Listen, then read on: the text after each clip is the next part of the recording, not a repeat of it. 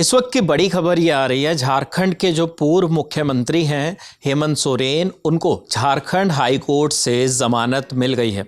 हेमंत सोरेन पर जो है 8 एकड़ से ज़्यादा ज़मीन घोटाले का आरोप था और उस मामले में वो 31 जनवरी से जेल में थे।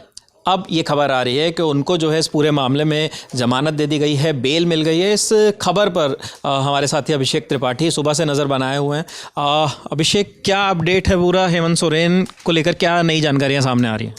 देखिए, करीब 5 महीने से हेमंत सोरेन जेल में थे। 31 जनवरी को उन्हें गिरफ्तार किया गया था। ये पूरा मामला ईडी ने उन्हें गिरफ्तार करा था। इन्फोर्समेंट डायरेक्टरेट प्रवर्तन निदेशालय ने पीएमएलए एक्ट उन पर लगाया, prevention of money laundering act. आप जानते ही हैं कि ये ज़मीन से जुड़ा मामला था, जैसा कि अभी विपिन ने बताया भी।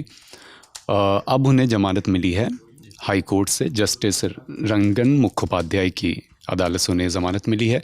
ये पूरा मामला क्या है, एक बार हम संक्षेप में वो पूरा मामला भी समझा देते हैं। रांची के पास एक जगह पड़ती है बरियातू। ये एक छोटा सा गांव है और ये आता है लातेहार ज़िले में। जून 2022 की बात है कि रांची में उस समय वहाँ पर नगर निगम के टैक्स कलेक्टर थे दिलीप शर्मा। इन्होंने यहाँ पर इस गांव में बरियातू में एक एफआईआर दर्ज करवाई जून 2022 में। इस एफआईआर में आरोप लगाया गया था कि प्रदीप बागची नाम के एक व्यक्ति हैं, उन्होंने फर्जी डॉक्यूमेंट्स बनाकर सेना की करीब 4.5 एकड़ ज़मीन अपने कब्ज़े में ले ली। ये उस समय जून 2022 में आरोप लगाए गए। जांच हुई, जांच आगे बढ़ी तो पता चला कि तमाम इसमें फर्जी डॉक्यूमेंट्स बनाए गए हैं, ऐसा आरोप लगा। प्रवर्तन निदेशालय आगे चलकर जांच में शामिल हुआ। इस बीच जो है ईडी की जांच में ये पता चला, जो ईडी का दावा है कि ये ज़मीन बीएम लक्ष्मण राव नाम के व्यक्ति की है, जिन्होंने आज़ादी के समय इसे सेना को सौंप दिया था। उनकी ज़मीन थी, उन्होंने आज़ादी के बाद इसे सेना को सौंप दिया। बीएम लक्ष्मण राव जो हैं वो अब रहे नहीं, उनका निधन हो चुका है। ये सारी बातें ईडी ने दावा करा। दूसरी तरफ प्रदीप बागची ने इसमें अपने दावे करे। उनका कहना था कि उनके पिताजी ने ये ज़मीन 1932 में कहीं से खरीदी थी और फिर अब आकर उन्होंने ये ज़मीन कोलकाता की एक कंपनी को बेच दी। ये दोनों पक्षों के अपने अपने दावे थे। तो जांच शुरू हुई। जांच तमाम पड़ाव से होकर गुजरी। 14 अप्रैल 2023 को ईडी ने इस पूरे मामले में प्रदीप बागची को आरोपी बनाया और गिरफ्तार कर लिया।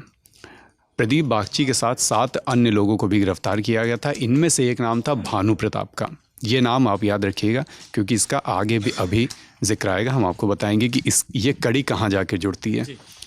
प्रदीप बागची को गिरफ्तार किया गया, 7 अन्य लोगों को गिरफ्तार करा गया। अच्छा, भानु प्रताप का परिचय करवा देते हैं। ये बड़गाई इलाके में रेवेन्यू सब इंस्पेक्टर थे उस समय। इनको भी गिरफ्तार कर लिया गया। लेकिन उस दिन सिर्फ ये गिरफ्तारियाँ नहीं हुई प्रदीप बागची और 7 अन्य लोगों की, बल्कि तमाम अन्य जगहों पर छापे भी मारे गए। जिन जगहों पर छापे मारे गए उनमें तमाम ठिकाने थे, तमाम ऐसे परिसर थे जो आईएएस अधिकारी छवि रंजन के थे। छवि रंजन का ये पहली बार इस पूरे केस में उस समय नाम आया था।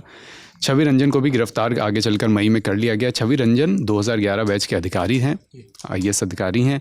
और इस ज़मीन की जब पूरी डील की गई थी, कथित तौर पे खरीदी और खरीद फरोख्त की गई थी, उस समय ये रांची के उपायुक्त थे। इस नाते इनके तमाम ठिकानों पे छापे मारे गए। आगे चलकर इनको गिरफ्तार भी कर लिया गया। उस समय ये मामला, इस आईएएस अधिकारी का नाम काफ़ी चर्चित रहा था, छवि रंजन। हमने आपको बताया कि प्रदीप बागची ने लगातार आरोप लगाए थे कि उनको इस केस में झूठा फंसाया जा रहा है। ये ज़मीन तो उनके पिताजी ने 1932 में खरीदी थी, आगे चल के कोलकाता की एक कंपनी को बेच दी। लेकिन ईडी की जांच में आगे निकल कर ये आया कि एक अमित अग्रवाल का नाम आया यहाँ पर। अमित अग्रवाल के बारे में बताया ईडी ने कि असल में इस ज़मीन अमित अग्रवाल नाम के व्यक्ति को बेची गई थी। अमित अग्रवाल का नाम यहाँ पर इसलिए इम्पोर्टेंट है क्योंकि अमित अग्रवाल के हवाले से ही कथित तौर पर पहली बार इस केस में हेमंत सोरेन का नाम आया था। यहाँ से हेमंत सोरेन का नाम आया और साथ ही इसी समय, इसी कालखंड में भानु प्रताप, जो नाम अभी हमने आपको बताया था, जो हमने कहा था कि ये नाम याद रखिएगा, आगे कड़ी जुड़ेगी। भानु प्रताप ने भी इसी समय हेमंत सोरेन का नाम लिया और बताया कि ये पूरी डील में जो है उनकी भी एक मूक सहमति थी, ऐसा आरोप लगाया गया। इस तरह से इस पूरे मामले में करीब 1-1.25 साल बाद जब पहली बार ये केस खुला, तब से 1-1.25 साल के डेवलपमेंट के बाद पहली बार इसमें झारखंड के तत्कालीन मुख्यमंत्री हेमंत सोरेन का नाम आया और ये मामला बन गया हाई प्रोफाइल। आगे चल के ईडी की पूछताछ में भानु प्रताप ने भी तमाम बातें बताई, उन्होंने तमाम आरोप लगाए। हेमंत सोरेन पे भी पूछताछ में भी तमाम दस्तावेज पूछताछ से जुड़े सामने आए। इसमें से कुछ दस्तावेज की कॉपी लल्लन टॉप के पास भी है। इन दस्तावेज के हवाले से कुछ जानकारियाँ हैं जो आपको बता देता हूँ। इन दस्तावेजों के हवाले से बड़गाई इलाके में करीब 8.5 एकड़ ज़मीन का जिक्र सामने आया, जो अभी तक, पहले जब केस आया था तो वो 4.5 एकड़ बताया जा रहा था। फिर आया कि नहीं, इसके अलावा भी कुछ और ज़मीनें और कुल जमा मिलाकर करीब 8.5 एकड़ की ज़मीनें हैं। बड़गाई के अंचल अधिकारी हैं मनोज कुमार, उन्होंने ईडी को बताया कि उन्हें इस बात की जानकारी थी कि ये ज़मीन हेमंत सोरेन की ही है। मनोज ने दावा किया कि इस ज़मीन के वेरिफिकेशन के लिए सीएम आवास के एक अधिकारी उदय शंकर का उन्हें फ़ोन आया था। ये बयान, ये सारी बातें 21 अप्रैल 2023 को दर्ज कराया गया था। इसके कुछ समय बाद से, 2-3 महीने बाद से ईडी ने इस पूरे मामले में, चूंकि मनी लॉन्ड्रिंग का केस बन रहा था, तो ईडी की इसमें एंट्री होती है। ईडी समन भेजना शुरू करती है हेमंत सोरेन को। आप पहले भी सुन चुके हैं कि ईडी जब अपनी पूछताछ करती है तो बैक टू बैक कई समन भेजती है। अगर स्किप होता है तो और समन भेजती है, जैसा हमने अरविंद केजरीवाल के जी उनकी तरफ से भी कई समन स्किप किए गए थे, उनके अपने दावे थे। इधर हेमंत सोरेन को भी बैक टू बैक करीब 7-8 समन भेजे गए। इन्होंने उस समय सारे समन स्किप किए। हेमंत सोरेन का लगातार उस समय ये स्टैंड था कि मेरा इस तरह की ज़मीन से, इस पूरी लैंड डील से कोई वास्ता नहीं है और मुझे इसमें झूठा फंसाया जा रहा है। आपको याद होगा, उनका एक वीडियो भी कुछ समय पहले सामने आया था जिसमें उन्होंने कहा था कि मेरा इस पूरी डील से, इस ज़मीन से कोई वास्ता नहीं, कोई लेना देना नहीं है। बैक टू बैक समन भेजे गए और आखिरकार 31 जनवरी को, इस साल 31 जनवरी 2024 को प्रवर्तन निदेशालय ने हेमंत सोरेन को गिरफ्तार कर लिया।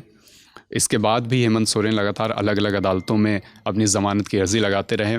आपको याद होगा कि जब अरविंद केजरीवाल को लोकसभा चुनाव से पहले ज़मानत मिली थी, तब भी ये बात आई थी कि क्या इसी बिना पर कि आप अपने पार्टी के बड़े नेता हैं, प्रमुख नेता हैं, आपको प्रचार की अनुमति दी जाती है कि आप चुनाव तक प्रचार कर लें।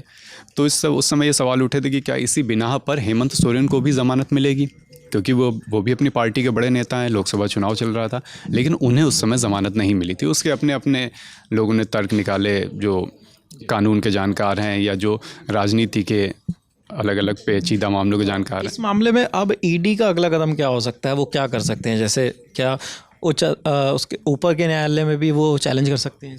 बिल्कुल, ईडी के पास अभी तमाम विकल्प खुले हुए हैं। ईडी की तरफ से एसवी राजू पेश हुए थे कोर्ट में। एसवी राजू ने इस ज़मानत का विरोध भी किया। उनका कहना था कि जो आरोपी हैं वो एक प्रभावशाली व्यक्ति हैं, एक राज्य के पूर्व मुख्यमंत्री हैं, तो अगर वो बाहर आते हैं तो इस पूरे केस से या सबूतों से छेड़छाड़ हो सकती है। तो ईडी लगातार विरोध करती रही है, लेकिन अब ज़मानत मिल गई है तो उनके पास एक ऑप्शन तो है अपर कोर्ट में जाने का। इसके अलावा पीएमएलए एक्ट लगा है, तो आप ये मान लीजिए कि पीएमएलए एक्ट में ज़मानत मिलना ही बहुत मुश्किल होता है। तो ज़मानत अब जब मिल गई है तो आगे ईडी का क्या स्टैंड होगा, ये अपने आप में एक बिल्कुल कैसे चैलेंज करती, किस बिना पर वापस रिमांड या कस्टडी मांगती, ये अपने आप में एक एक रोचक चीज़ होगी देखने के लिए, क्योंकि कानूनी मसले हैं। ईडी के केसेस इधर हम काफ़ी सुन भी रहे हैं, लेकिन पीएमएलए एक्ट में ज़मानत मिलना मुश्किल होता है। इसलिए मुश्किल होता है क्योंकि पीएमएलए एक्ट में हमने इस चीज़ को पहले भी विस्तार से कवर करा है, तब कानून के तमाम जानकारों ने हमें बताया है कि इसमें जब तक सुनवाई नहीं होती है तब तक कौन से आरोप आप पर लगे हैं ये आपको पता नहीं होता। जब आरोप पत्र दाखिल हो जाता है तभी पता चलता है कि आप पे कौन कौन से आरोप लगे हैं, कौन कौन सी धाराएं लगी हैं। इसलिए पीएमएलए एक्ट में, और इसीलिए हम लगातार सुन रहे हैं कि ईडी, जहाँ पर ईडी इन्वॉल्व होता है जिन केसेस में, उन केसेस में बेल मिलना काफ़ी मुश्किल होता है, चाहे वो अरविंद केजरीवाल का भी केस हो हालिया। तो इसलिए अब ईडी की तरफ से ईडी के केस में ज़मानत मिल गई है। आगे ईडी क्या करेगी वो अपने आप में एक देखने वाली बात होगी। वो देखने वाली बात होगी। और हाल में अरविंद केजरीवाल से जुड़े केसेस भी हमने देखे कि जब उन्हें ज़मानत मिल गई राउज़ एवेन्यू कोर्ट से, लेकिन उसके बाद उसे चैलेंज किया गया और फिर उनकी ज़मानत को हाई कोर्ट में रोक दिया गया। खैर, इस मामले में हेमंत सोरेन को अभी ज़मानत मिल गई है, अभी तक की यही जानकारी है, लेकिन आगे जो भी अपडेट आएगा वो सबसे पहले ललन टॉप पर आपको जानकारी उसकी दी जाएगी। ललन टॉप देखते रहिए। शुक्रिया।